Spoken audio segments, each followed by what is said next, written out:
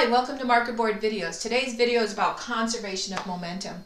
So before we get into the conservation of momentum piece, I just want to tell you what we're going to talk about. We're going to talk about what we've talked about all the time. We're going to focus a little bit on Newton's second law of motion, which is force is equal to mass times acceleration due to gravity. And in Newton's second law of motion, we said that in order to accelerate something, you need to exert a force on it. Well, we're going to say the exact same thing, but we're going to use different words. We're going to say to change the momentum, you need to exert an impulse on something.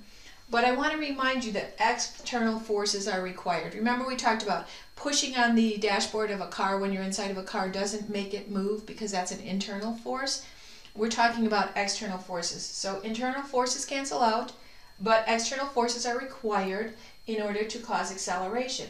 We're also going to put in Newton's third law of motion. Newton's third law of motion is the action-reaction piece. And if you'll remember when we talked about action-reaction a little bit, we talked about the fact that if you were shooting a gun, that the bullet went in one direction, the gun went in the other direction. Or we can use the Mythbusters example of a cannon. If you have a cannon at rest and a cannonball shoots out of one end, the cannon actually moves in the opposite direction. And if you measure the velocities of those objects, you can figure out the total momentum of the system.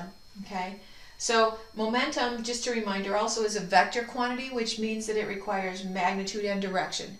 So it makes a big difference if it's going forward or backwards, up or down, left or right, north or south. Momentum is a vector quantity because it involves velocity, and velocity is a vector quantity. So that really makes complete sense.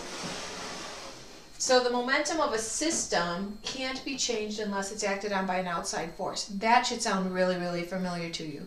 We've talked about that over and over and over again with Newton's laws. But remember, you have to define your system. So if you forgot how to define a system, go back and watch the video on defining a system. Momentum of a system can't be changed unless it's acted on by an outside force. And when the momentum of a system does not change, we say that momentum is conserved. And it's not just momentum we talk about as conservation. There's lots of things, conservation of energy and conservation of mass. And as we go through, you'll see we use that word quite a bit. But conservation just means the amount stays the same. The total, exactly the same. So here then is the actual law in itself. It says, in the absence of an external force, the momentum of a system remains unchanged. So the sum total of the momentum before and after has to be exactly the same. It can't change. The only way it can change is if you've got external forces being involved.